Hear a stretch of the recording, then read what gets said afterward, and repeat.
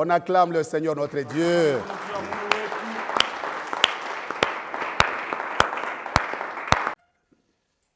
Aujourd'hui, c'est un jour de prière aussi.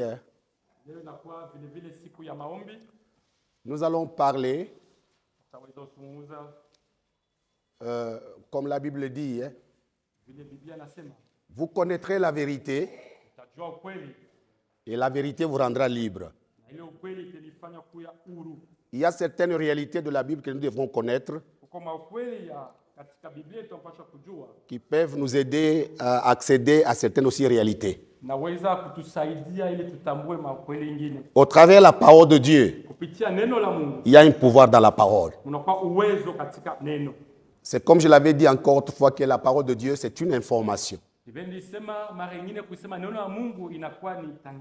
Quand on prêche, on t'informe quelque chose. Je me souviens d'une histoire. Il y avait une femme, on l'avait fait manger le serpent. Et elle ne savait pas. Elle était là assise, elle était normale comme ça. Mais le soir, on l'a informé. Ce que tu as mangé à midi là, c'était les serpents. Elle se sentit mal à l'aise. Elle a commencé à réfléchir, à réfléchir. À un moment donné, elle a commencé à vomir. À cause de l'information.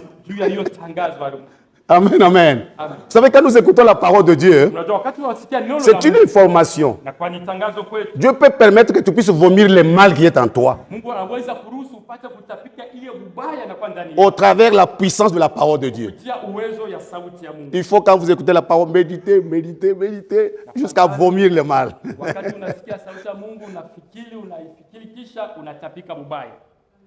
Que le Seigneur soit loué.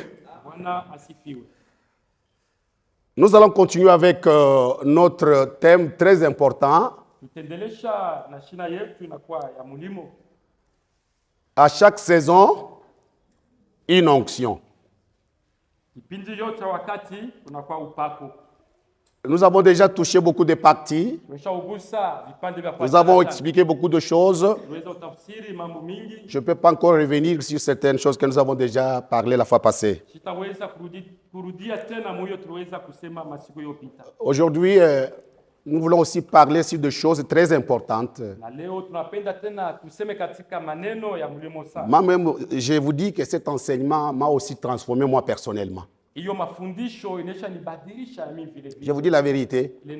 Et je suis en train de voir aussi certains miracles se réaliser. Et je crois que ce soir, encore une fois,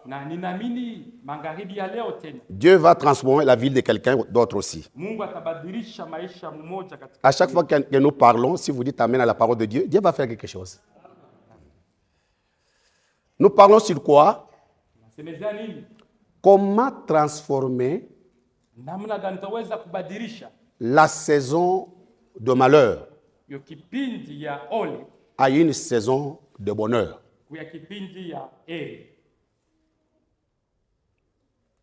Au moment où je parle, il y a des gens qui traversent des saisons compliquées. Et ils se demandent, est-ce que Dieu existe? Il y en a même ceux-là qui ont abandonné leur foi. Ils se posent des questions. Où est le Dieu de la Bible? Pourquoi ma souffrance ne se termine pas? Ce soir, avec l'aide du Saint-Esprit, nous allons voir certains éléments importants qui vont nous aider à décanter la situation. Amen. C'est qu'il y a la parole de Dieu, il y a tout. Il y a des lois, il y a des principes. Si nous voulons quitter une saison vers l'autre, ça se trouve toujours dans la Bible. C'est ce que nous allons parler ce soir. Vous qui passez une saison de douleur, d'amertume, à moins que ce soit la saison de Dieu, Mais si c'est la saison du diable, ce soir les choses vont changer. Amen. Je crois de tout mon cœur que Dieu va basculer ta saison. Mais comment ça va arriver comment? Dans la Bible, quand nous lisons dans Ecclésiaste chapitre 3, c'est notre passage principal.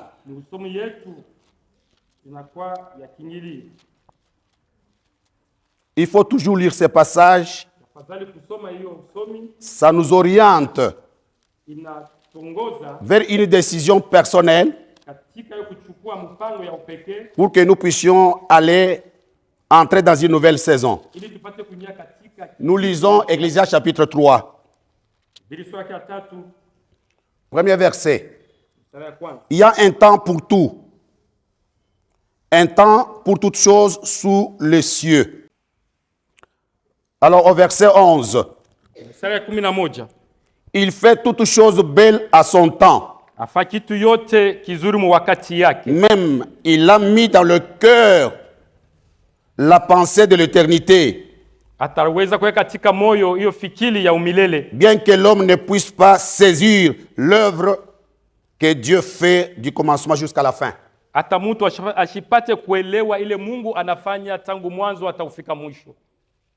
Dans la vie de chaque enfant de Dieu, il y a la pensée de l'éternité. Il y a la grâce de Dieu de savoir discerner le temps, de savoir discerner les saisons. Ça commence par là. Il faut commencer par discerner, identifier, détecter la saison dans laquelle vous vous trouvez. Si vous arrivez à détecter la saison et que vous trouvez non, je peux me déconnecter de cette saison, alors vous allez maintenant prendre les principes que je vais vous donner aujourd'hui. Mais jusque-là, si vous ne savez pas comment identifier la saison, parce que tu ne sauras pas chercher à basculer une saison que Dieu lui-même a placée.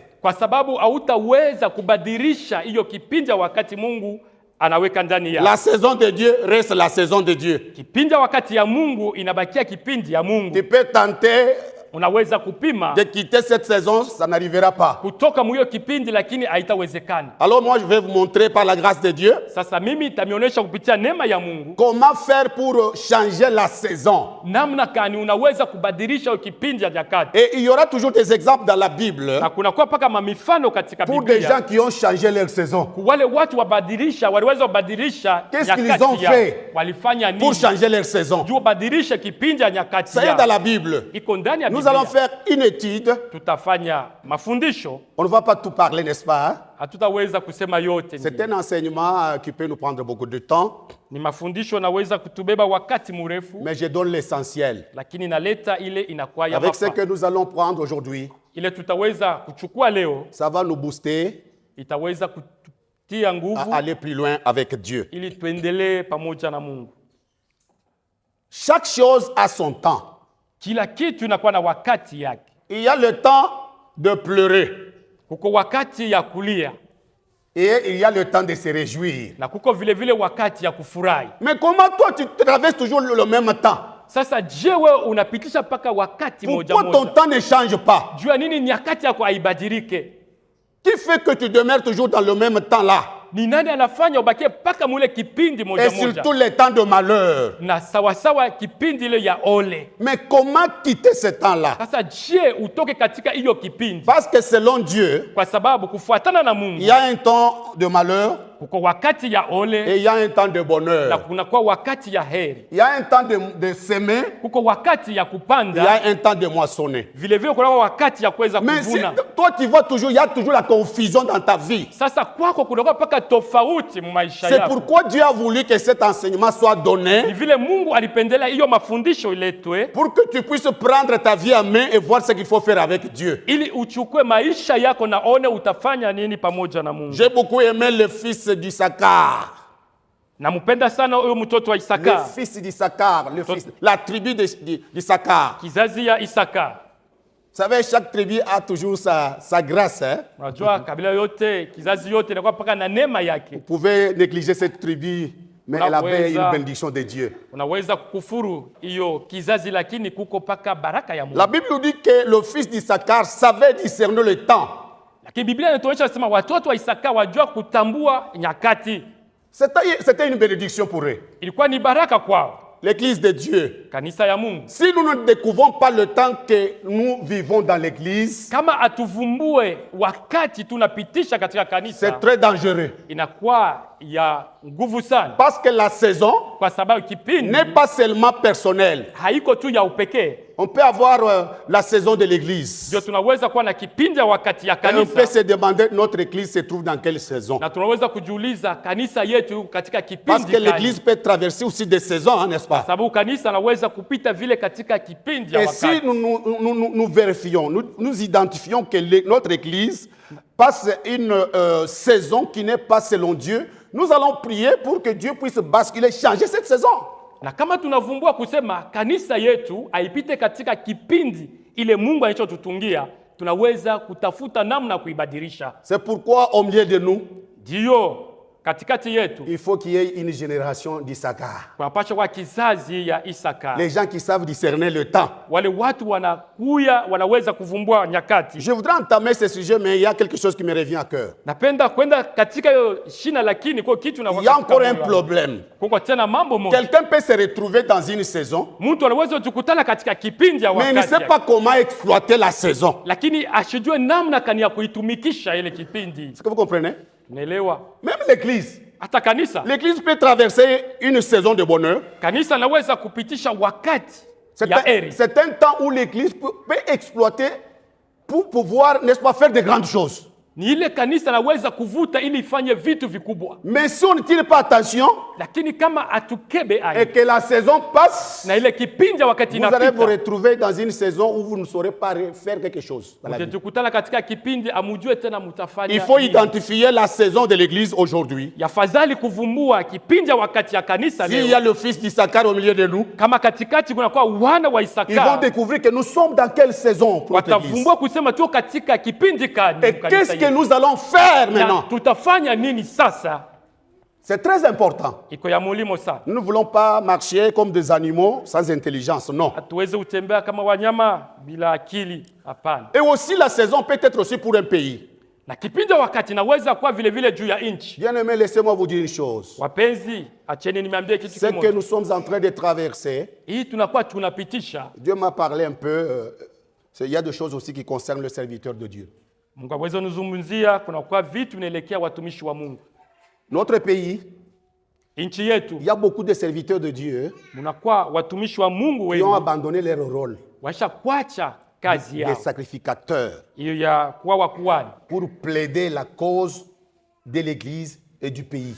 Juu ya kuombea kanisa na kuombea nchi. Nombreux de serviteurs de Dieu sont plongés dans la politique. Wengi ni wale wanaingia katika kazi ya siasa. Ils ont abandonné leur rôle d'être des sacrificateurs. Lakini wanaacha kazi yao kuwa wakuhani. Nous pouvons changer la saison du pays par les genoux. Tunaweza kubadilisha kipindi wakati ya nchi kupitia magoti. Ça nous le verrons après. Ile tutaiona kisha yake.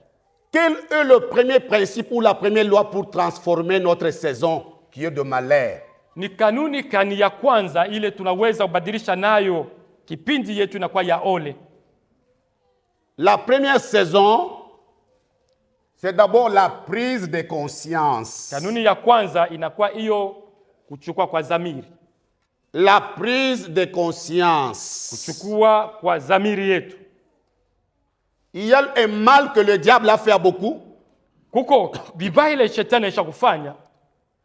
Beaucoup d'enfants de Dieu, watoto wengi wa Mungu, ils ont l'intelligence obscurcie. Weko na akili yenye kufunikwa. Ils ne comprennent pas qu'est-ce qui se passe au juste dans la vie.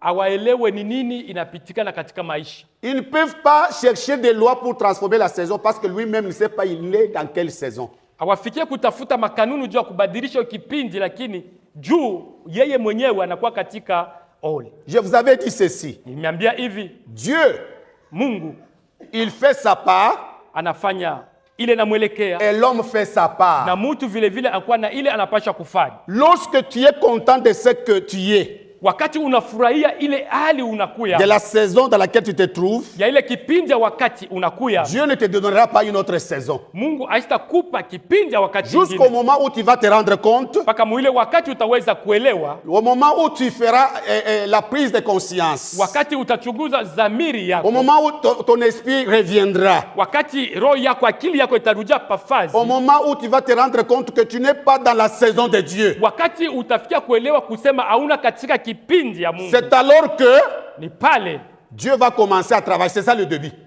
ndio mwanzo, ni pale Mungu ataanza kutumika, La prise de conscience. ile kuchunguza dhamiri. La prise de conscience, c'est Kuchunguza très dhamiri important. inakuwa ya mafaa. Enfant de Dieu, Mtoto wa Mungu tu peux prier unaweza kuomba autant que tu veux. mara yote unapenda, Mais si tu n'as pas la présence de l'esprit pour savoir dans quelle situation je me retrouve, lakini kama dhamiri yako haikuoneshe ni muhali gani uko, Dieu t'a donné aussi l'intelligence pour réfléchir. Mungu alikupa vile vile akili ili ufikiri mzuri. Ne laissez pas à Dieu réfléchir à ta place. Usimwache Mungu aanze kufikiri pafazi yako. Il y a des choses qu'il va faire. Kuko ile yeye anapasha kufanya Et maisha yako, lorsqu'on est dans la souffrance, il faut réfléchir. na wakati unakuwa katika mateso ya fadhali uanze C'est kufikiri. ce que la Bible dit, non? Ile Biblia anasema Dans la souffrance, katika mateso il faut réfléchir. ya fadhali kufikiri, Mais toi, dans la souffrance, lakini wewe katika qu'est-ce que mateso tu fais? unafanya nini? Ah, pour toi, il faut se plaindre. Wewe unaanza paka kusema sema, Se plaindre. unaanza paka kunona nona. Nini kunaomba? Depuis que j'ai prié, Nini kunaomba? j'ai prié Toujours toujours, on est clair. je ne vois rien, Hii kanisa je mitatokamo. vais quitter cette église. Non, ce n'est pas le problème de kanisa. Haiko mambo ya kanisa. Amen. Amen. D'abord, le problème est d'abord personnel. Mambo inakuwa ya upekee. Vous savez bien, aimé, Unajua mpendwa, Dieu, il Mungu nous regarde. eko na tutazama La manière dont nous faisons, namna ile tunafanya dont nous vitu, réagissons devant les circonstances difficiles. namna ile tunatenda mu mahali ya nguvu.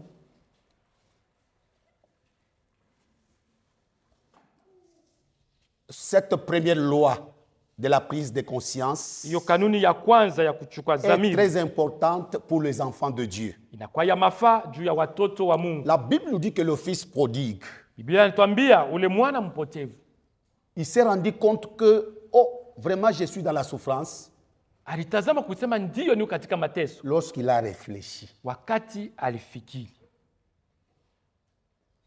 Alors, mais toi, tu ne réfléchis pas, même dans la famille, Sasa wewe on vit comme haufikiri, ça, on vit hata comme, mjamaa on vit yako comme des cobayes, tunaishi tu sawa nyama, on n'a pas le temps de se retrouver ensemble, hatuna nio wakati ya kujikutana pamoja, réfléchir un peu, kufikiri kwanza tu kidogo, comment est notre vie, maisha yetu iko namna comment gani, nous vivons avec Dieu, tunaishi namna gani pamoja qu'est-ce na qu'il nous Mungu, reste à faire dans notre vie. ni nini tunapasha kufanya mu maisha yetu. Ah, parler là. Bon, le fait de parler là, donc c'est quelque chose que le diable a fait de manière que dans la famille, qu'il n'y ait pas de dialogue. Shetani aisha kufanya mu majamaa mshikwe kusumburia, Quand les gens, la femme est toujours à la cuisine, l'homme comme ça, bibi upaka kumpishi bwana yuko mambo yake, si la femme ose dire à son mari, kama tu bibi anapima kumuonesha mume wake, est-ce qu'on ne peut pas parler un peu? hatuwezi kuzungumuza. Quoi? Parler quoi? Kuzungumuza nini? Parler quoi? Kuzungumuza nini? Qu'est-ce que tu veux me parler? Unapenda kusema nini? Pour l'homme, oui, avec tout le monde, il parle bien, mais avec sa femme, Kwa c'est bwana toujours, na bantu bote bengine anasema mzuri sana, lakini na bibi yake hakuna il y a toujours des kuzungumza. problèmes. Kuko paka mambo.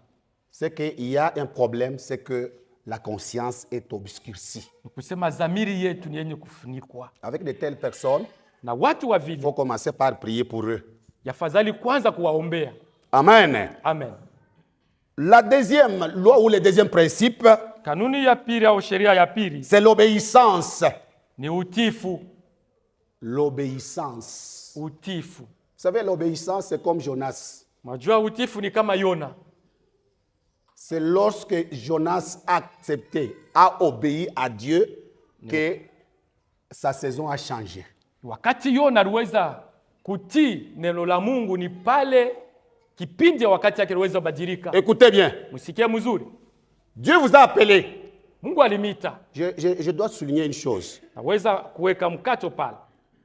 Nous tous, nous aurons à rendre compte à Dieu. Sisi wote tuko paka na ile tutatoa mbele ya Mungu. Même notre pasteur va rendre compte à Dieu. Hata pastori wetu eko na ile atasema kwa Mungu. Même moi, je vais rendre compte à Dieu. Hata mimi vile vile niko na ile naweza kutoa Ma kwa femme Mungu. rendra aussi compte à Dieu. Bibi yangu vile vile naye eko na maneno Ta femme atatoa kwa rendra Mungu. aussi compte à Dieu. Na mke wake vile vile ataweza Tu ne kutoa vas pas maneno dire à kwa Dieu, Mungu. Hatamwonyesha Mungu, Seigneur, tu m'avais appelé, Bwana mais uliniita, ma femme refusait. bibi yangu ndio Je alikatalaka. voulais aller, mais elle refusait, Seigneur. Nilipendaka kwenda lakini alinikataza. Dieu ne va pas accepter. Mungu hastaichika. Est-ce que vous comprenez? Naelewa. Oh Seigneur, je voudrais faire ceci, mon pasteur refusait. Bwana nipenda kufanya kitu fulani lakini pastori Non, alikataa. non. Hapana. Chacun rendra compte à Dieu. Kila mtu eko na maneno Si Dieu atatoa t'a mbele ya Mungu. appelé Kama Mungu alikuita à faire quelque chose, kufanya kitu fulani, il faut obéir. yafadhali kutii. Lorsque tu obéis à Dieu, Wakati unatii kwa Mungu, c'est alors que Dieu peut changer aussi ta situation. ni kule Mungu anaweza kubadilisha vile vile hali yako. Regardez Jonas. Mumuone Yona, Il a désobéi à Dieu. alikatala kufuata kanuni ya Il a Mungu. commencé à avoir des problèmes aussi dans sa vie. Katika maisha yake Il a eu des mnakuwa maneno ya complications. nguvu. Vous connaissez? Mnakuwa magumu maisha yake, mnajua Il mzuri. est entré dans un bateau. Anaingia katika bahari On a moja, perdu le marchandise. banapoteza vyote vilikuwa vya Le kuzisha. poisson est arrivé, Samaki l'a alikuja, vomi, aliweza kumumeza, mais il a quand même, il était reconnaissant. Il a fait la prière dans dans le ventre du poisson. alitambua mkuu wa Mungu na alifanya maombi katika Il a tumbo la commencé à samaki. louer le Seigneur, Anaanza à kumsifu, le louer, l'adorer. anaanza kumsifu, Et quand le kumwabudu. poisson l'a vomi, Na wakati yule samaki waweza il a mtapika, obéi. aliweza Il est parti en train de prêcher la parole de Dieu. anaenda kubiri neno la Mungu. C'est ainsi que le cycle a changé. Ni kule kipindi ya wakati yake aliweza S'il aurait dû résister, kubadilika. Kama alikatala aliendelea katika Dieu ujana, allait chercher aussi une autre manière de le punir encore. Mungu aliweza kutafuta hata namna ingine ya kuweza kumwapiza. Notre obéissance à Dieu Kutii kwetu kuneno la fera que Mungu Dieu puisse changer aussi le cycle de malheur. itafanya Mungu abadilishe hiyo kipindi ya ole. Si nous obéissons Kama tunatii, fidèlement à ce que Dieu nous a dit, kunabakia uaminifu kwa ile Mungu alisema. qu'est-ce que Dieu vous a dit en particulier? Ni nini Mungu alikuonesha kwa upekee? Quel est le ministère que Dieu vous a donné? Ni huduma gani ile Mungu alikupa? Vous travaillez, Ndio unatumika. vous savez, Unajua Dieu c'est un Dieu de saison. Mungu anakuwa ni Mungu wa vipindi ya C'est wakati. un Dieu de saison. Ni Mungu wa vipindi ya wakati. Il se peut que Inawezekana il peut vous mettre ici anaweza kumweka pour hapa, vous former. ili apate kumitunga À un mzuri. moment donné, Mu wakati moja Dieu fulani peut vous envoyer aussi à une autre branche Mungu anaweza kumituma du katika champ de Dieu. pande ingine ya Ça, c'est shamba Dieu ya qui Mungu. le fait. Ile ni Mungu anafanya Mais vile. le moment où Dieu te prépare, Lakini ile wakati Mungu eko na kutayarisha, il faut être prêt pour obéir à ce que Dieu vous dit. yafadhali ukuwe tayari kutii ile Mungu anakuonesha. Dieu vous dit, allez prêcher. Mungu anakuonesha wende ubiri. Prêcher, ce n'est pas seulement être ici. Hein. Kubiri haina tu kubakia huku Ce n'est pas être mimbali. à la chair. Non, non, non. Haina tu kubakia kumimbali On hapa. peut travailler, on peut prêcher, on peut servir le Seigneur de différentes manières. Unaweza kubiri munamna kuachana. Même dans nos familles, Hata katika majamaa yetu, parmi nos amis, kupitia marafiki zetu, nos voisins. wale wa jirani Nous yetu, pouvons travailler pour Dieu. tunaweza mtumikia Mungu. À chaque fois, Mkila wakati il wote faut s'attendre toujours à Dieu. yafadhali kuchunga paka Mungu. Si Dieu vous appelle, Kama Mungu anamita, il va convaincre aussi les autres que celui-ci, je l'ai appelé. ataweza hata kutengeneza mioyo ya wale waichie kusema ni yeye Il alimituma. va leur parler, non, il est appelé. Atawazungumzia kusema alikuita. Certainement. Kweli. Il faut toucher, il ne faut pas dire non, non, ne me faut pas. Non, il faut d'abord parler à Dieu. Atagusa mioyo yao. Le Dieu qui vous a appelé Ule Mungu alikuita, va parler aussi aux autres atawazungumzia vile pour vile leur dire que ili awaoneshe kusema celui-ci, hein, huyu je l'ai choisi. nilimchakua. Quand Dieu a choisi Paul, Wakati Mungu alimchakua Paulo, mais Dieu a parlé aussi à qui? À quelqu'un d'autre. Mungu alimuonesha azungumzia mtu Aki. mwingine. À qui? À qui? Non, il faut répondre. Mseme tuleta tu jibu kweli. Ananias était un frère de l'église. Ananias alikuwa ni ndugu wa kanisa, Mais Dieu lui a parlé de Paul de Tarse, de Saul de Tarse. lakini Mungu alimzungumzia juu ya huyo Il lui a dit qu'il est comme ça, il est comme ça, il est comme ça. Eko hivi, Je l'ai eko appelé hivi, pour ça, pour eko ça, hivi. pour ça. Namuita juu ya kazi fulani. Dieu, si réellement Dieu t'a donné le ministère, Kama kweli Mungu alikupa huduma, il va parler atazungumzia et il wengine va aussi convaincre na ataweza vile vile kuweza wakazisha, parce qu'il est Dieu. kwa sababu anakuwa Est-ce que vous Mungu. croyez ça? Amen. Oui. Amen. Mais le mal Lakini Et bubaya que des fois dans les églises, ni ile ndani ya makanisa quelqu'un peut être appelé par Dieu. mtu anaweza aliitwa na Mungu. Il a la grâce de Dieu. Eko na neema yote ya Et Mungu. on commence à dire, non, non, s'il quittait l'église, Anza kusema kana natoka il mkanisa. y aura un trou. Patabakia. Il n'y aura pas un trou. Dieu va chercher quelqu'un d'autre qui va. Apatabakia shimo lakini Mungu atatafuta mwingine anamrudisha Est-ce que vous comprenez? Amen. C'est pourquoi on cherche toujours à geler les grâces, à fouler les grâces. Non, on reste encore. Je vais d'abord prier, on va voir. Même si Dieu vous a déjà parlé. Non, si je le perdais, la chorale ne sera pas encore comme elle était auparavant. Ça, c'est la sagesse de l'homme. Amen, amen. Amen. C'est très important. L'obéissance, Dieu te dit de faire telle chose, fais-le. Si Dieu vous met à cœur, soit d'aider un frère, d'aider une sœur, oui, c'est ton appel pour soutenir. Mais si tu refuses de le faire, il y aura des problèmes avec Dieu. Et des fois, lorsque nous obéissons à Dieu, et c'est alors que Dieu prend aussi notre vie à main. À cause de l'obéissance à Dieu. Savoir obéir. Qu'est-ce que Dieu vous a mis à cœur de faire dans l'église? Dans l'église. Dieu vous a mis à cœur de faire quelque chose? Des fois, vous vous retenez toujours. Vous vous retenez toujours. Non, c'est ce qui freine aussi ton bonheur. Nous le verrons ici. Troisième principe. L'intégrité. L'intégrité. L'intégrité est très importante. Parce qu'avec l'intégrité, Dieu va aussi changer notre situation. Je donne l'exemple de Job.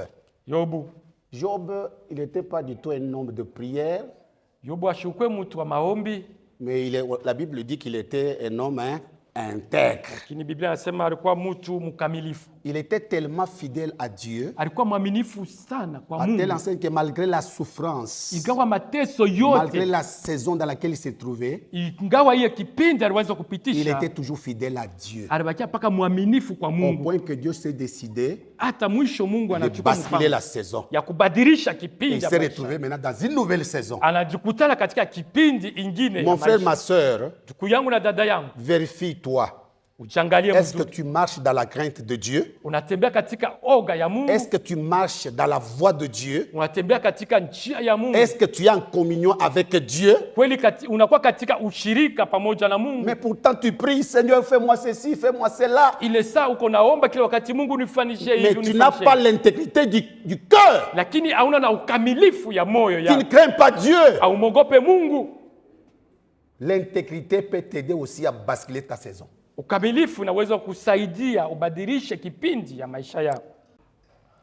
L'offrande.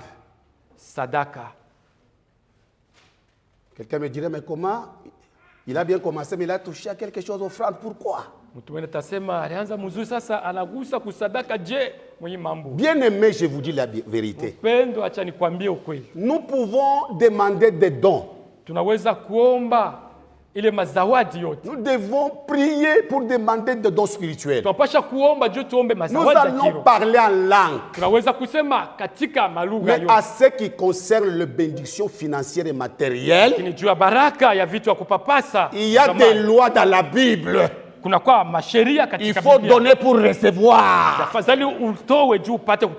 c'est la bénédiction même pour l'église. Est-ce que vous comprenez? L'église qui ne donne pas, c'est une église qui va toujours continuer à parler en langue. Mais le matériel, le finance, payer la parcelle, il faut construire, il faut soutenir. Et vous savez, quand nous donnons les offrandes, parfois nous ne savons pas quel est le travail des offrandes dans l'église. Saa ingine atujue ni kazi gani ile sadaka inafanyika Ça joue un rôle kanisa. très capital. Hiyo na kazi kubwa. Notre papa, Baba yetu il est dans le média. eko kule kuma media, Il faut l'argent, n'est-ce pas? yafadhali pesa. Ces histoires que vous voyez, Hivi vitu il tunaona faut l'argent. yafadhali paka pesa. Tout c'est l'argent, dans tous les Yote départements. ni pesa. Si nous voulons réellement soutenir le département de l'évangélisation, il faut toujours l'argent. Kama tuwapenda tushikamishe hiyo departement evangelisation yafadhali paka pesa. L'intercession, il faut toujours l'argent. Waombezi ni paka pesa vile Notre vile. organisation, il faut toujours l'argent. Waimbaji vile vile ni paka pesa. Oui, il faut toujours l'argent. Ndiyo yafadhali paka L'argent pesa. va nous booster et va booster l'église à devenir une église dans les concerts des nations. Ni pesa ile itasukuma kanisa iendele mbali. Parfois, nous arriverons à payer, Sengine tutafikia kununua avoir notre radio, kuya na chaîne yetu ya radio, notre chaîne de télévision. chaîne yetu C'est ya possible television. avec l'argent. Ile inawezekana wakati tunakuwa na pesa. Quand je lis dans la Bible, Wakati nasoma katika Biblia Exode chapitre 25, kutoka sura yake ya 25 verset 2, mstari wa pili, et 2 Corinthiens chapitre 9, Wakorintho wa pili sura yake ya 9 verset 8. mstari wa 8. On commence par le premier verset. L'Éternel parla à Moïse et dit, parle aux enfants d'Israël qu'ils m'apportent une offrande. Vous la recevrez pour moi de tout homme qui la fera de bon cœur. Amen. Je voudrais m'arrêter là-bas. Napenda nisimamie Vous pale, irez continuer avec le contexte. mtendelea na usomi. Écoutez, Sikieni, dans le désert, hein, ni katika jangwa, ce n'était pas en Cana. haikuwa kule Kanani, Dans le désert, ilikuwa ni mjangwa. Dieu parle à Moïse. Mungu anamuonesha Musa, Il lui dit, Moïse, amuonesha Musa, je voudrais que vous puissiez faire le tabernacle. napenda munijenge ema, Construire le tabernacle. mjenge ema ya kusanyiko. Alors Moïse avec ses mots, merci Seigneur. Musa anasema Et vous allez faire comme ça, Bwana, voilà le modèle, mufanye hivi, voilà la vision, muone vile pour tout et onoliko, tout. vyote vile Oh Seigneur, vitakuwa. merci. Bwana asante. Moïse s'attendait à ce que Dieu va lui dire, mais voilà l'or, voilà Musa anaanza l'argent. kuchunga Mungu, Voilà amuonesha ceci. sema ona fedha, Non, ona dhahabu. Hapana, Dieu lui dit, Mungu anamwambia va vers le peuple. wende kutaifa yangu. Alléluia. Amen. Parmi le peuple, il y aura des gens de bon cœur. Kule ku watoto wa Israeli kutakuwa watu wanakuwa na Ils mioyo vont nzuri, donner l'offrande. watatoa sadaka. Bien-aimés, Mpendwa, pour que nous puissions même construire, ili tupate hata kufikia ça kujenga, demande l'appui de l'Église. inaomba hiyo msaada ya kanisa. C'est Dieu qui a dit à Moïse, Ni Mungu alimwonyesha Musa, mais il ne lui a pas donné les offrandes, lakini ashikumupe il ne lui a hiyo pas donné pesa, l'argent, ashikumupe pesa, mais il lui a dit, anamwambia va dire au peuple wende waonesha que le mataifa peuple donne. wao walete sadaka. Effectivement, il faut toujours donner. Ndiyo yafadhali Je vais vous dire kuleta. une chose. Taniambia kitu Dans kimoja. l'église, Ndani ya kanisa, si vous laissez à quelques personnes donner, ce sont des personnes qui seront bénies. kama mnaacha tu wengine waanze kuleta, ni mpaka wao watabarikiwa. Je vous dis la vérité, c'est la loi. Ile ni kweli, inakuwa ni sheria. Ils seront bénis. Ni wao Vous les verrez, ils watabarikiwa. vont continuer à être bénis. Mtawaona weko mpaka nabarikiwa. Donc la bénédiction vient aussi dans l'offrande. Kusema baraka inakuya inatokea vile vile kukutoa. Le mal n'est pas de donner. Bubaya haina kuleta kutoa. Le mal, c'est comment donner. Bubaya ni namna gani unatoa. C'est bien compris? Amen. Donner, ça fait partie, donner les offrandes, ça fait partie de la doctrine de Dieu. Kutoa inakuwa katika masheria makanuni ya Mungu. Est-il mauvais quelqu'un qui se tient comme ça, il veut exhorter sur l'offrande? C'est mauvais? Ce n'est pas mauvais. Kama mtu anasimama anasubutisha juu ya kutoa, haiko mubaya. Parce que l'église Kwa sababu kanisa qui donne, ile c'est inatoa. l'église qui entre dans l'abondance. Ile kanisa inaingia katika utele. Ça, je vous dis la Ile vérité. ninamiambia ukweli. Si nous voulons être bénis, Kama tunapenda si tubarikiwe, nous voulons que notre église kama tunapenda kanisa entre yetu dans une autre saison de bénédiction matérielle et ingie katika financière, kipindi ingine ya kubarikiwa katika vitu vya kupapasa, acceptons de donner tuichike comme kutoa il le faut. vile inafai. Il ne faut pas faire de... Vous savez, une fois, Mnajua na mara ingine la Bible nous dit ceci. Biblia inatuonyesha hivi. Un jour, on donnait les offrandes. Siku moja watu wanaanza kuleta sadaka Jésus yao. lui-même, il est parti voir comment on donne les offrandes. Yesu mwenyewe alienda kuona vile watu weko natoa. Il est regardé. Anaanza watazama. Imaginez si aujourd'hui, Muwaze kama leo. Diacre, venez un peu voir comment les gens donnent les offrandes. Qu'est-ce que vous allez dire? Shemasi kwa ona mbele vile watu wewe unatoa. On a changé notre doctrine. On a changé. Banabadilisha namna yetu. Mais Jésus lui-même est le modèle. Yesu anakuwa ni mfano. Amen. Amen. Vous êtes toujours traditionnaliste. Tuko paka wale Vous êtes toujours resté toujours dans les histoires. On avait commencé comme ça. Tubakie paka muile no tulianzaka hivi. Si nous voulons basculer dans une autre saison, kama tunapenda kubadilisha, il faut changer aussi notre manière de donner à Dieu. Tubadilishe namna vile vile. Ça c'est la vérité, bien-aimé. Ile ni ukweli mpendwa. Ça c'est la vérité. Ile ni ukweli mpendwa. Même si vous voulez donner les offrandes. Hata kama unapenda kutoa sadaka yako. Un jour, unajua siku moja j'arrive, j'avais l'argent, mon argent ici, et j'avais aussi l'offrande que j'avais préparée de l'autre côté. Nafika huku kumkono huku kwa pesa nyingine huku na ile nitarisha jua kutoa. J'arrive. Nafika le temps de donner l'offrande. Wakati ya kutoa sadaka. Je sens une voix qui me dit donne seulement l'argent en dollars là. Nasikia ngani yangu anambia toa paka ile pesa inakuwa katika dola. Comme je connais le Seigneur, nasema vina mjua Bwana. Comme il veut les dollars, c'est que je sais qu'il va me donner encore des dollars. Vile anapenda dola ile atanipa tena dola ile. C'est la réalité, bien-aimé. Ni ukweli mpendwa. C'est pourquoi la Bible dit, ni vile Biblia inasema, vous donnez, vous n'êtes pas forcé. Wakati unaleta aukazishwe. Volontairement. Ni kwa upendo yako. Pas sous pression. Awakukazisha. Pas la manipulation. Hakuna kusema wanakusukuma. Vous donnez comme si vous s'aimez. Unatoa kama vile uko na croyant que lorsque je donne à Dieu, kuweza kusema wakati naleta kwa Mungu, ce n'est pas quelqu'un qui vous dit donnez, donnez. Hauna mtu anakukazisha leta. Dieu va vous donner l'avion. Mungu ni pale atakupa le train. Mungu atakupa. Non, ça c'est la manipulation pure et simple. Ile ni kukazishwa tu na watu. Laissez Dieu lui-même choisir la bénédiction qu'il va vous donner. Acha Mungu achakue baraka kani atakupatia. Amen, amen. Amen. Donc l'église est appelée à donner. Kanisa inaalikwa kutoa. Si quelqu'un se mettait pour parler sur l'offrande, il n'a pas péché. Kama mtu anasimama anasubutisha juu ya kutoa asitende dhambi. Le mal mubaya est qu'il parle pour manipuler les gens. Anaanza kusukuma kukazisha watu juu watoe. La Bible dit ceci. Biblia inasema hivi. Lorsque Moïse a parlé au peuple, wakati Musa anaambia taifa, la Bible dit que le peuple ont donné Biblia inasema taifa ilileta plus que ce qu'on s'attendait même. Kupita hata ile waliwezania. On commençait à dire aux gens non, on a rentré, ça suffit pour le tabernacle. Ça suffit. Kunenea juu ya leo. J'ose croire que c'est qu'avant de donner, mbele ya kutoa, Moïse leur avait expliqué d'abord ce que Dieu lui avait dit. Musa aliwafasiria ile Mungu alimuonesha. Conscientiser les gens de donner les offrandes, ce n'est pas mauvais. Kuweza kuwasubutisha watu juu wapate kutoa. Leur donner même la valeur, l'importance de l'offrande, ce n'est pas mauvais. Na kuwapa vile bei ya hiyo kutoa kwao. On ne peut pas reléguer l'offrande comme quelque chose qu'il faut, quelque chose de laisser à côté. Non. Hatuwezi kuleta sasa kama vitu tu vya kupeleka mpembeni. L'offrande joue un rôle très capital dans l'église. Sadaka iko na kazi kubwa ndani ya kanisa. Amen, amen. Amen. C'est pourquoi nous devons prendre les choses en main. Chacun peut donner comme il veut. Selon que le Saint-Esprit te met à cœur. Seigneur, je donne pour la construction. Je donne pour l'achat de la parcelle.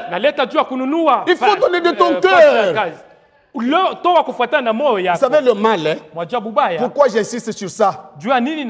Parce qu'avec l'argent qu'on donne à Dieu, avec l'offrande qu'on donne à Dieu, l'investissement dans le royaume de Dieu, ça peut aussi basculer notre saison. Ça c'est la vérité. Imaginez, Jésus même l'a dit, cette femme a donné bien. Mais les autres, ils ont donné que des superflus. Superflu, c'est quoi? C'est qu'il ne leur coûte pas. Amen. Amen. Imagine, l'église, c'est un organisme constitué de plusieurs membres. Ce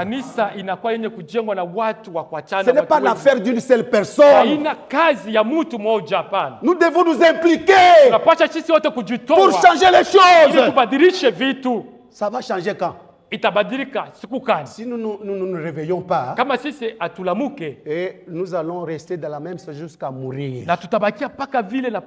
Nous resterons toujours comme ça avec la sainteté.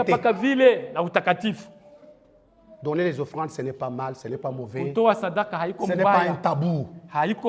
Soutenir l'œuvre de Dieu, ce n'est pas un tabou. Même les gens qui nous ont précédés, hata watu Les walitutangulia missionnaires qui nous ont apporté la parole de Dieu ici, wale walituletea neno la Mungu ils étaient soutenus là chez eux. waliweza kushikamishwa Ils kule étaient kwao soutenus. kwao, walikuwa waliko wanatuma fedha juu On apate n'a pas kufanya le temps kazi. d'attendre qu'on nous envoie l'argent. Hatutachunga watutumie pesa. Pour terminer, Kumaliza. je vous donne un exemple pour terminer ce point ici. Na mipa mfano tumalize hiyo kipande. Il y avait dans une église, dans un village, Kwa kanisa moja katika kijiji fulani on construisait wanaanza kujenga petit à petit, polepole, mais l'église n'était pas terminée. kanisa haikumalizikaki. Alors maintenant, les missionnaires venaient dans cette église. Sasa wale wa mishoni waliweza kuwa kumwile kanisa. Alors le pasteur, il a instruit maintenant à l'église, aux enfants de Dieu. Pastori anaonesha wanamemba wa ile kanisa, Il leur a dit, anawaambia même si les missionnaires venaient, hata kama wale wa misioni ils wanafika, peuvent nous donner n'importe quoi, mais pour la construction de notre temple, nous-mêmes, nous allons construire. wanaweza kutupa vyote wanapenda, lakini juu ya kujenga hekalu yetu ni shebe yenyewe, Parce que nous voulons aussi notre bénédiction de la part de kwa Dieu. sababu tunapenda baraka yetu kutokea kwa Mungu. Avec les œufs, avec des poules et des chèvres, nous allons construire aussi notre église ici. Kondoo yetu, wankuku wetu, mayai ya wankuku wetu, tutajenga kanisa yetu. Alors, les missionnaires sont arrivés, Wale wa misioni waliweza ils ont kufika, prêché, ils ont fait tout. walihubiri, wanafanya kazi yote. Ils ont regardé, oh, c'est ça, l'église est à ce niveau. Wasema kanisa ni mwi fazilisha Nous kufikia. allons donner l'argent Tutaleta pesa yetu pour achever toute ili l'église. tupate kumaliza Et hekalu yote. les missionnaires s'attendaient à ce qu'on va acclamer, acclamer. Wale misioni waliweza kuchunga sema wanamemba wa kanisa Les gens watachapa étaient toujours mikono. calmes. Biko tu kimya. Nous allons construire votre église. Tutamijengea kanisa. Kimya. Qu'est-ce qui se passe? Ni nini? Les gens, comment? Les gens ne réagissent Ni pas. nini watu? Ni nini watu? Amen. Amen. C'est parce que les gens étaient instruits par leur pasteur. Ni kwa sababu unaweza kupata. Nous voulons arracher aussi la bénédiction Tunapenda vile vile en construisant notre église. Wakaje juu ya kujenga kanisa Les yetu. missionnaires sont là. Wa misioni beko Ils peuvent nous pale. donner des habits, Je wanaweza leta ils mavazi, peuvent nous donner à manger. wanaweza tupa Mais chakula. pour l'église, Lakini juu ya nous nous kanisa sommes engagés shebe yenyewe tuisha parce que jitoa notre bénédiction viendra aussi de l'église. kwa sababu baraka yetu itatokea kule Et on a dit kanisa. aux missionnaires, non, non. Waambia wale wa misioni Ils disent kusema que nous-mêmes, nous allons supporter ça. wanasema shebe yenyewe tutejengea. Et les missionnaires se demandent, mais comment? Wa misioni wanashangaa. Partout nous passons, les gens clament, Watu ils fasi wote dansent. tunapita, watu wanachapa Mais mikono, ici, wanafurahi, lakini hapa C'est un secret, bien hapa aimé. panakuwa siri. Nous allons construire notre église Tutajenga hekalu yetu avec notre propre argent. na fedha yetu, Avec le peu d'argent que nous avons, na hiyo pesa yetu kidogo ça tuko sera nayo, aussi une offrande que nous donnons à qui? À Dieu. inakuwa ni zawadi tutamtolea Mungu, C'est un secret. inakuwa ni siri. Oh, tel va donner et tel va donner. Non, Ule non, non, non. ataleta, mtu fulani Nous ataleta. sommes Hapana, tous appelés à Si servir sote. le Seigneur avec nos biens. tunaalikwa kumtumikia Mungu na mali yetu. Ça va nous aider aussi à basculer notre saison de bénédiction. Itatusaidia kuweza kubadilisha. Je vais aller parce que wakati. nous avons un autre point très capital sur lequel je vais terminer aussi le message d'aujourd'hui. Kuna nukta ingine ya mzuri ya mafaa pale utamalizia mafundisho yetu. Quel est notre principe ou notre loi qui peut nous aider à basculer dans une nouvelle saison? Ni sheria kani ile inaweza tusaidia kubadilisha kipindi ya wakati yetu? C'est de relation Ni hiyo mahusiano. ou bien le partenariat. Uhusiano. Vous savez, dans la vie, Unajua katika maisha Dieu peut vous donner quelqu'un, mettre quelqu'un sur votre chemin Mungu anaweza kuweka mtu fulani munjia yako, qui peut transformer votre vie. ule anaweza kubadilisha maisha yako. Alors, il ne faut pas juger la personne par rapport à l'apparence. Sasa haifadhali uhukumu ule mtu mkumwona hivi, C'est le mal. ile ni bubaya. Tu peux juger quelqu'un par rapport à l'apparence. Unaweza kumhukumu kufuatana vile unamwona, Pourtant, la personne, c'est une bénédiction pour votre vie. ile sa ule mtu anakuwa ni baraka juu ya maisha yako yote. Vous me suivez bien? Amen. Je ne veux pas, Jipende dans votre vie, mu maisha yako, que vous puissiez rencontrer quelqu'un kutane na mtu sawa comme la femme de Samson. kama ule Son nom, c'est qui? Delila. Si vous rencontrez Delilah dans votre vie, c'est grave. Kama unakutana na Delila maisha yako inakuwa ya ole sana, Parce que Delilah, kwa sababu Delila lui, elle, yeye quand tu la rencontres wakati unapatana naye et que tu es dans la saison de gloire, na wakati wewe ile saa uko katika kipindi ya elle va te utukufu, basculer dans les saisons de malheur. yeye atakutuma katika kipindi ya ole. N'est-ce pas ça? Amen. C'est pourquoi les jeunes hommes qui veulent se marier, Kwa vijana wapenda kuoa olewa, tirez quart. upate kuangalia mzuri. Il ne faut pas regarder le corps, Ushangalie tu mwili, la beauté, ushangalie tu uzuri, mais tu ne sais pas l'intérieur. lakini aujue ndani yake. Samson a été attiré par l'apparence, Samson aliweza kukokotwa tu mais avec Delila, na Delila, tout a été basculé yote iliweza dans le kubadilishwa pétrin. katika bubaya, katika ole. Amen. Amen. C'est pourquoi Ndiyo maana il faut contrôler nos relations. yafadhali kuchunguza mzuri. Quelle est la personne qui est avec moi? Ni nani huyu mtu? Quelle est la personne avec qui je cherche sur les choses de Dieu? Ni nani huyu mtu mpembeni yangu mkazi ya Mungu? Vous apprenez de bonnes choses ici. Unafundishwa vitu vizuri Quand hapa. vous arrivez à la maison, Wakati unakuja kunyumba, on vous commence à vous parler d'autres choses qui ne sont pas compatibles avec ce qu'on enseigne ici. wanaanza kumeonyesha vitu vile abiambatana na vile wanakufundisha. Et vous commencez à dire, oh, ça c'est la révélation. Unasema hii ni ufunuo. Ce n'est pas la révélation, c'est la déviation. Haiko ufunuo, ni kukupeleka mpembeni.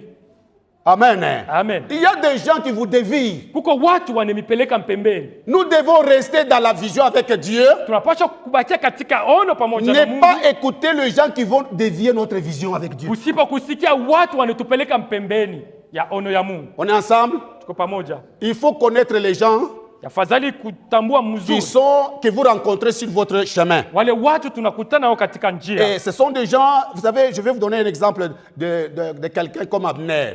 Ni watu nitaleta mfano ya Abner. Dieu avait envoyé Abner auprès de David. Mungu anamutuma Abner mbele ya Daudi. C'est celui qui a aidé David à entrer maintenant dans la 3e saison. Ni ule alimsaidia Daudi kuingia katika kipindi ya tatu. Pour qu'il puisse régner sur tout Israël. Ili apate kutawala juu ya C'est Israeli. grâce à Abner. Ni kupitia Abner. Abner était traité comme un ennemi. Abner ni ule walikuwa wanambeba kama ni adui. Vous savez, il y a des gens que tu peux voir comme un ennemi, mais il y a quelque chose de bon en lui. Mais Uko vous le mtu traitez comme un unamwona ennemi. ni adui lakini ndani yake mko vitu vizuri. Je vous avais donné l'exemple d'un fou dans une famille, n'est-ce pas? Nitaka mfano ya ule mwenda mazimu katika jamaa moja. Et on l'avait chassé, négligé, il était comme un fou. Walimfukuzaka alikuwa kama mwenda mazimu. Lorsque le papa est mort, Wakati baba anafariki, et il y avait des problèmes dans la famille, il y avait des gens qui venaient pour s'accaparer de sa voiture, de la parcelle. kwa watu huyu anapenda bebe gari, anapenda bebe mpango, anapenda bebe kitu fulani. Mais un jour, le fou là qu'on avait rejeté, Lakini ule mwenda mazimu walitupaka, il est walifukuza. venu avec un cortège de fous aussi comme lui. Anakuya vile vile naye na benda mazimu wengi sana. Il a dit, bon, Anasema, je te respecte, donne-moi la clé. Donne-moi, je te nakuheshimu, respecte. unipe tu fungulo. Soit la mort, soit la clé. Au ni kifo, au unipe Il fungulo. a tout laissé. Anacha Il yote, est parti. anaenda. Et la famille s'est réjouie à cause du fou là qu'on avait rejeté.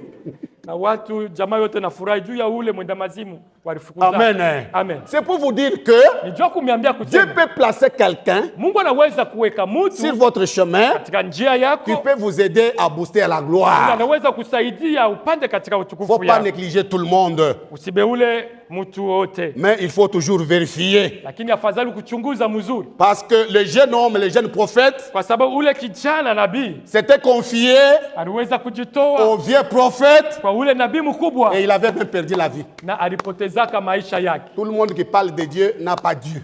Wote wanasema juu ya Mungu, hawana na Mungu. Ce n'est pas tout le monde. Haiko wote, Il ne faut pas se fier à n'importe qui. haifai kuweka tumaini juu ya Il faut mtu toujours wote. vérifier. Yafadhali kuchunguza mzuri. Quelqu'un fait vous parler de Dieu aujourd'hui. Mtu anaweza msunguzia Oh, juu ya j'aime Mungu Dieu. leo, Moi, anampenda. je cherche Dieu dans ma vie. Mimi Je namtafuta n'aime pas kama le Mungu péché. sana. Tendake zambi. Ah non, yeah, c'était bon. Hein? Nasema huyu Comme ni ça, mtu mzuri. je vais travailler avec toi. Hein? Mimi tatumika pamoja nawe. J'ai un magasin. Niko na duka Alléluia. moja. Alors, vous voyez comme quelqu'un qui parle en langue comme ça. Anasema na katika lugha.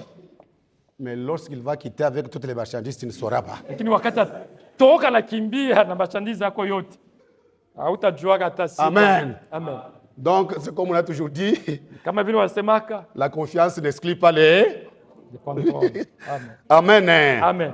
Et nous allons passer aussi à un autre point très important. Tapitia kunukta ingine. L'église. Kanisa. L'église. L'église. Vous savez, Kanisa. tu peux te retrouver dans une église, Unaweza kujikuta katika les kanisa. choses ne changent pas. Vitu havibadiliki. Tu quittes là-bas, tu entres dans une autre église et les choses changent. Unatoka mwile kanisa unaenda makanisa ingine, vitu havibadiliki. Quand je dis comme ça, il y a des gens qui ont témoigné parce qu'ils se sont retrouvés dans cette église. Kama nasema vile kuko watu walishuhudia kwa sababu walitoka Depuis katika que je me suis kanisa. retrouvé dans notre église ici, Wakati nikutana mwi kanisa, j'ai vu des choses changer. naona vitu kubadilika. Oui, parce qu'il y a un Dis. vent de changement. Kwa sababu peko pepo ya mabadiliko. Toutes les églises Makanisa yote ne changeront pas ta vie. haitabadilisha maisha yako. Seulement l'église que Dieu avait choisie pour toi. Paka ile kanisa Mungu alichagua juu yako. Et c'est pourquoi il ne faut pas toujours tantôt aujourd'hui tu es ici, demain tu es là. Leo uko hapa, kesho uko pale. Choisis un endroit où tu dois rester. Chagua fazi moja pale utabakia. Là où il y a ta bénédiction. Pale peko baraka yako. Et je touche maintenant la phase finale. Nagusa sasa kipindi ça va nous amener à la prière, bien aimé. Soyez attentifs. La prière dimensionnelle. Maombi. La prière joue un rôle très capital pour que notre saison change. Même ce soir, nous allons passer par ces leviers. Un levier, lorsque nous les bougeons, les choses changent. La prière. Écoutez, je vous donne des exemples dans la Bible de gens qui ont prié et que les choses ont changé. Et quelle sorte de prière? Ce ne sont pas des prières fantaisistes. Ce ne sont pas des prières habituelles comme nous les faisons. Mais nous allons voir comment ces gens ont changé l'histoire. On nous parle d'abord d'Élie. Vous savez comment Élie a changé de saison? Il a changé de saison quand nous lisons Jacques chapitre 5 verset 17. Jacques 5 17. Qu'est-ce qu'on nous dit? Élie avait prié, sa prière c'était avec instance, avec persévérance. Et dans l'Ancien Testament on nous dit, lorsqu'il était à la montagne, on nous a montré même sa position. Il avait pris sa tête, il l'a mis entre ses jambes. Il a prié, et sa prière avait 3 phases. Il a prié, il a dit au serviteur, regarde ce que Dieu a agi. Jusque-là, n'a pas encore agi. Il est rentré dans la prière. Il a prié 3 séances. Et Jacques dit il a prié avec instance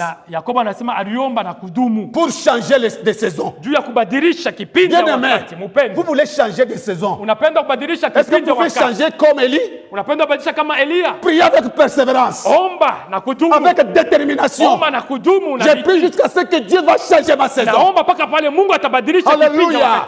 Voilà les leviers par l'excellence. Si nous prions comme il faut, il y a de prières et de prières. Il y a des prières que nous pouvons faire qu'il faut que bouger un peu la saison. La saison bouge comme ça quand tu pries. Mais pour basculer la saison, il faut de grandes prières. Alléluia. C'est pourquoi la Bible nous dit, Ésaïe 38, verset 1 à 5. Le roi Ézéchias, comment il a changé sa saison? Suivez bien, enfants de Dieu. Comment il a changé sa saison? On vient lui dire, Ézéchias, c'est Dieu qui l'a dit. Prépare-toi, arrange les choses, montre les enfants comment retirer l'argent à la banque, arrange le tout. C'est Dieu qui l'a dit. Il pouvait dire, merci Seigneur comme il m'a prévenu. Dieu m'a montré que je vais mourir en paix parce que je veux tout arranger. Mais cette saison de douleur, saison de mort, moi je ne veux pas. Et la Bible dit, il s'est tourné au mur. Il a commencé à prier. Une fois aussi, le président de la chorale, il a une vision en tout cas, nous devons faire une prière, une retraite de 1 semaine.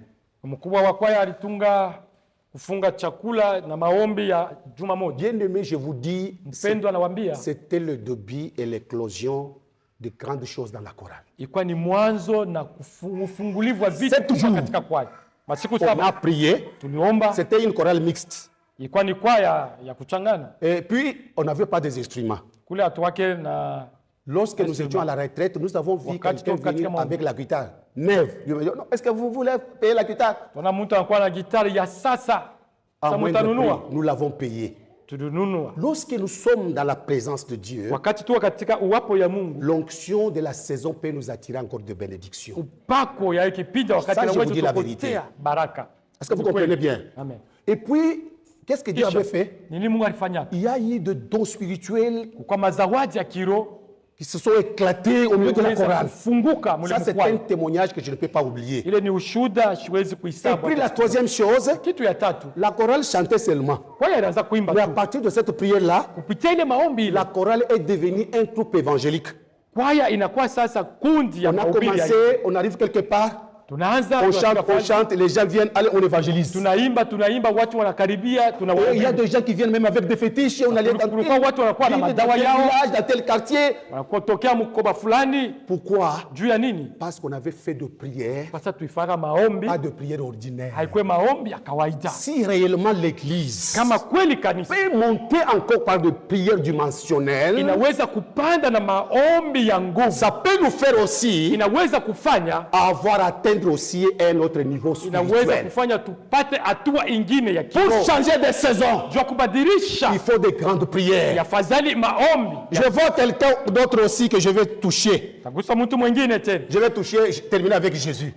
tamaliza na Vous Yesu. savez, Jésus, Mnajua Yesu pour changer la saison de l'histoire, juu ya kubadilisha kipindi ya hiyo historia, changer la saison de l'histoire, cha kipindi ya wakati ya historia yake. la Bible nous dit, Biblia inasema, si vous lisez dans Hébreux chapitre 5 verset 7, Waebrania sura ya 5 mstari ya 7, il est dit que Jésus avait fait de prières avec de grands cris, asema Yesu aliomba na kulalamika avec des larmes, na machozi, avec des supplications. anaomba na kukazisha. Et écoutez, bien-aimés, Kia mpendwa, en Gethsémane, kule Gethsemane, quand Jésus priait, wakati Yesu anaanza la kuomba, Bible dit que Biblia inasema même le sueur était devenu comme des grumeaux de jasho ça. yake inakuwa kama tamu, À tel point que mpaka pale Jésus était à l'agonie, c'est comme s'il voulait mourir. Yesu anaanguka, anakuwa kama wakufa, Il était tellement faible. anachoka sana. Et le ciel a vu ça. Mbingu iliona hili, sasa Il risque de mourir dans la brousse. anaweza kufia mule mpori. Or, sa place de mourir, c'est où? Fazi yake kufia ni C'est wapi? sur la croix. Ni On a kumsalaba. envoyé la vite. Bala mutuma malaki mbio, Allez le fortifier. wewe mtia nguvu, Qu'il meure dans la brousse. wewe ashikufia mule mpori. Là, j'ai descendu. Mule mnakuwa. Alors, il va donner un tonus là-bas. Ale wanaenda wanamupa nguvu. Jésus a repris. Yesu anapata nguvu. Ah non, non, tu vas mourir à la croix, pas ici. Hapana, hapa utakufia msalaba.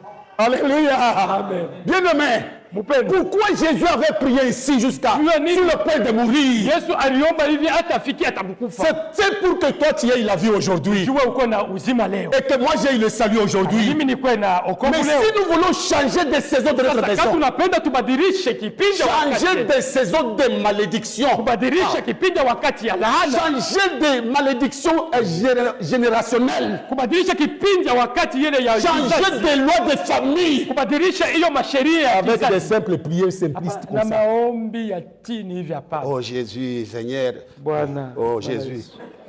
Bwana Yesu. Non, Hapana. il faut prier. Afadhali Il kuomba. faut pleurer. Afadhali Il kulia. faut crier. Afadhali Il ulalamika. faut s'engager fortement devant Dieu. Kujitoa na maombi Jusqu'au point où Dieu lui-même, mwisho Mungu vous verrez, il va rouler la saison comme on avait roulé la pierre de kule la croix. ataweza kuzungulusha Hallelujah. riba kuzungusha riba kule ukaburi. Quelles sont les prières qui peuvent rouler la pierre Maombi kaninaweza kuzungulusha qui kutosha sont riba. placées devant la porte de ta bénédiction? Ile inakuwa kwa mlango ya baraka yako. Il faut prier comme tu n'as jamais prié. Yaani uombe sawa vile au ya. Même ce soir, Hata magharibi ya c'est leo. toi que nous allons prier. Na mimi nakusema C'est une tusiombe grande prière. kwa maombi Demande à Dieu. kuomba Mungu. Même si on prie 5 minutes, Hata kama tuomba dakika 5, les prières vont continuer même chez nous à la maison. ile maombi itaendelea hata Est-ce que vous comprenez? Amen. Cette nuit, Hii usiku je voudrais demander à quelqu'un naomba mtu mmoja s'il faut se réveiller à minuit. kama ifadhali ulamuke Réveille-toi, on est ensemble, on va prier. katikati ya usiku ulamuka tuombe pamoja. Demandons au Seigneur, Umwombe Bwana. je veux que ma saison change. Napenda kipindi Que ma saison change. wakati Que ma saison change. wakati yangu Ça va changer aujourd'hui. itabadilika leo. Ça va changer. Itabadilika. Je crois que ça va changer. Naamini kusema itabadilika. Alléluia. Est-ce que tu peux dire amen? Unaweza sema Acclamer aussi. unaweza uchapa mikono. Alléluia. Hallelujah.